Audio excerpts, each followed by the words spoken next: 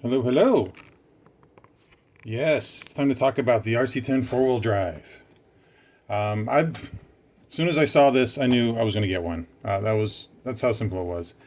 I've had the Reworlds. I've had started with the RC10. That was my first car. So this was the platform I was really interested in, and it was just too hard to get parts for. Now all of a sudden, it wasn't. I was like, yes, I'm getting it. I want to see what this thing can do. I love the four-wheel drive class of 10 scale. It felt like it was kind of the next level when it came out in the 90s, and I felt the ones who did it best was probably Losi with the double X4. And this car, you saw prototypes of it floating around, and then you saw MIP making it for a while, and then that was it, right? And then it just kind of moved on from there. And then you get into the 2000s, you got BJ4, B44, and triple X4, and things just kind of progressed until E-scale kind of dominated. But this was a unique era, and this car never came out, which I thought was just amazing. So this was the car I was really excited about. Also, a lot of the changes they made were to make it raceable. As you can see, the tires are all dirty, and they're almost got a blue tint from the dirt track I've been using it at. But yeah, this car can be raced. What I really like too is that the front geometry was using more like a B7-4. And they made a simple fix like, hey, don't worry about the wheels. You can get the wheels from your B7-4 or something else you got, right? These are just direct drop-ins for this car. That's awesome, right? It's not supposed to be some rare collector piece that you just look at on the shelf. You can actually go out and beat the hell out of it, because I believe if you want to be a race car, you actually have to be raced. Just because you look pretty on the shelf doesn't mean you're actually capable of it. So, let's get this body off, go over a little bit with it, some of the things I've done to it. This is not a kit. This is not box stock at all. I've got the original chassis, actually, right here. So, we'll get into that. On the outside, real quick, you'll notice the back shocks are different. I wasn't a fan of the shocks that came with it. Well, there are several problems in the back. Once I sorted those out, it actually got pretty good. So I actually swapped back to an original set of shocks because they had a shorter shock body, and actually allowed the car to bottom out on the chassis as opposed on the shock body. I don't know why they thought that was a good idea. It's not, to me, a clodbuster. Pull this body off here. I added the fan in the back for extra cooling. My thinking is I live in a hot desert area, and I've seen people start doing this on indoor tracks too, just because of the high traction and the high push on the motors is getting the car to cool, that motor cool down. And I knew I was going to be additional resistance with a four-wheel drive, so I added that on there after trimming the plate back. Threw in just a spare 7.5 turn I had in this thing. It rips, to say the least. As you can see, complete chassis is changed over. This is a carbon fiber chassis. Got some dirt on it from the bottom. I got a Maddox cover, I believe. And it's the reproduction chassis. I think it's a FanRC on that. The molds on the side, I was looking at figuring this out. This is from the JC10 car. They actually fit on here really close for the original, but you're going to have some issues on the back and in the front. Now also the holes didn't line up for the steering increment. And so I did the math kind of ahead of time, and I figured out that the new chassis they give you for the RC10 4-wheel drive, the only holes they've added are the holes for the steering right there. So I simply just matched it up, bolted them together, drilled those two holes, and then I had a chassis that was compatible with the RC10 4-wheel drive steering.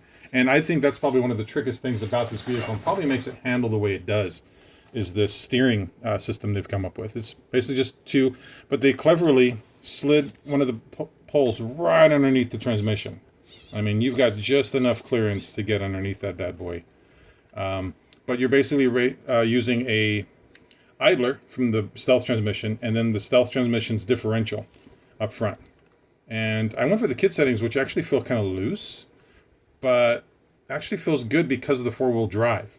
Typically on a two-wheel drive, you'd lock down the diff pretty close to like 1/8 of a turn. These are more like a 1/4 inch, and they move a little bit looser, but the car turns really well. I'm watching the adjustments still on those, but it works pretty good.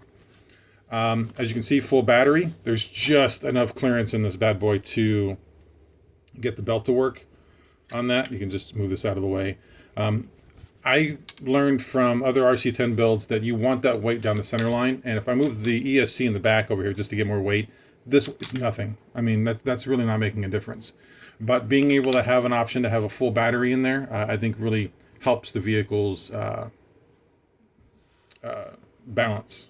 It feels like a two-wheel drive out there on the track. Now also, they're making these parts for it, and that's another reason I wanted to get it, is because now they have the parts. I picked up the four-wheel drive belt tensioner because I did feel that this plastic is very brittle, and even the engineers mention it. So I wanted to have a spare one of these in case it cracked. So far, it's been great. And then I wanted another steering system because I was thinking about doing this not only to this car, just for spares, but another RC10 that maybe can get the system. I really hope aftermarket kind of steps up and makes this in aluminum or something like that. So I'm actively watching for that. But this would fix some alignment issues with several cars I have. I would just love to use an associated steering rack to change the location of the servo instead of being so back, just like this, where it's kind of bunched up. J-Concepts mount in here. What other changes on this car?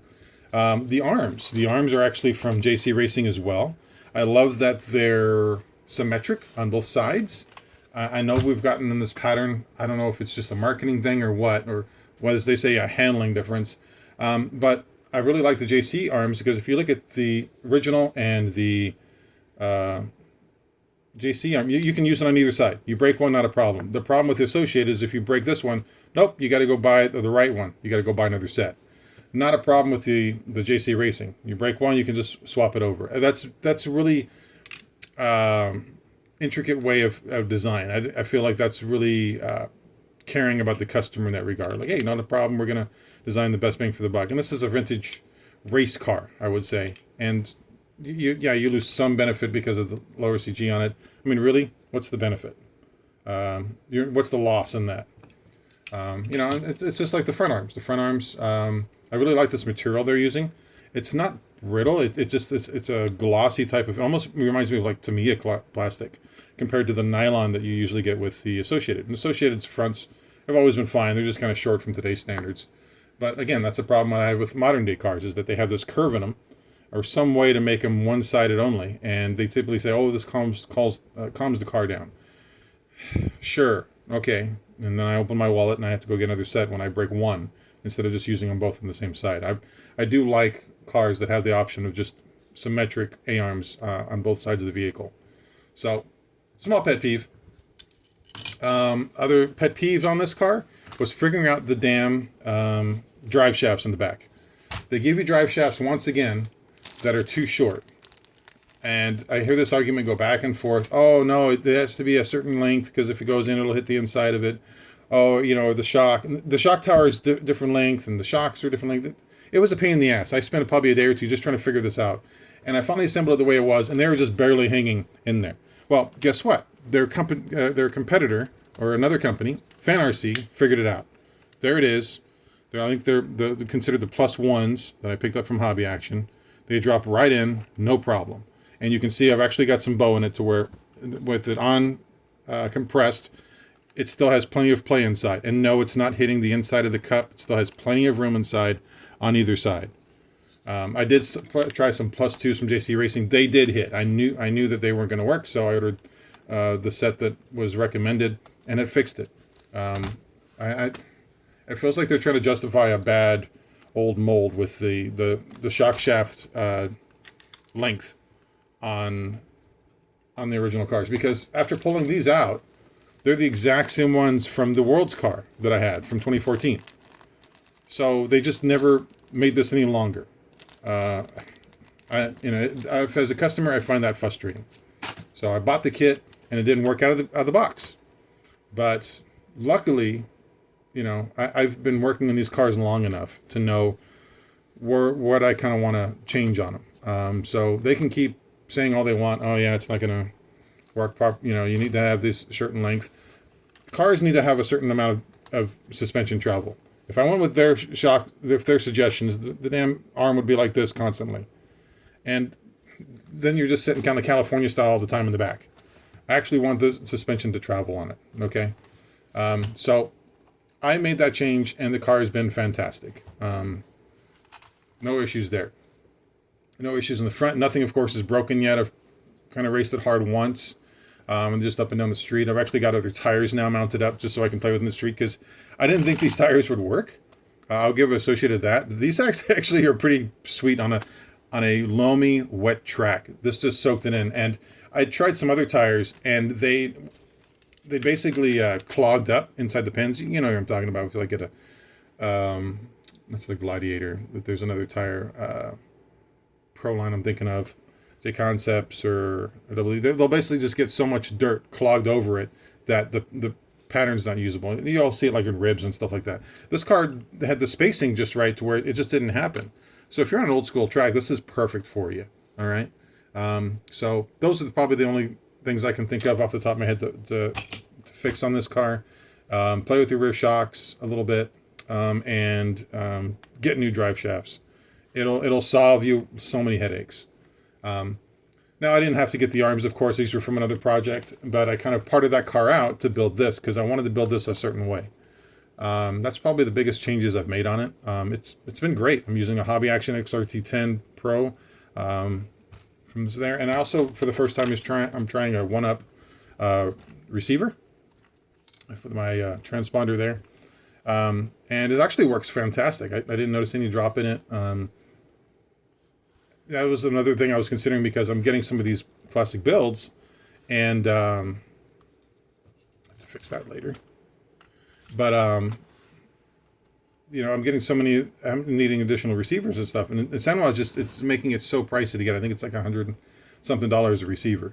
This was cheaper, and it had no problems with my old M12, and it worked great. So other than that, yeah, I'm really happy with the build. There's spare parts available for it now. Now the thing I want to try is on high grip, which is kind of what I built it for too. Is I wanted to try it somewhere like at Hobby Action or STRC and see what it can do in comparatively. So it's set up similar to my other RC10s, where I've taken them indoor and kind of pushed them hard. So we'll see how it does on some scribbles or something like that to get around the track, or even slicks.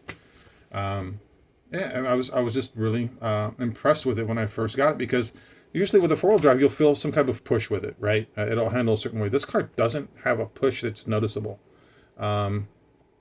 on the loamy surfaces that I've been driving, and just driving up and down the street.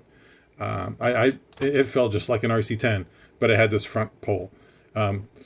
Also, with the suspension set up as it is right now, it's kind of soft. With so much acceleration, it's lifting and doing wheelies in four-wheel drive mode. It's to have an RC10 do that on all four wheels, it's kind of nuts.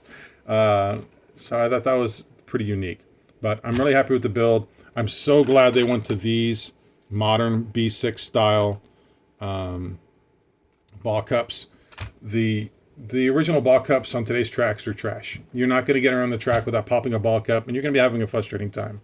First thing I did with my Worlds after figuring that out is I basically took all the old hardware off and upgraded to the B6. I've never had one of these pop off in competition, which is great.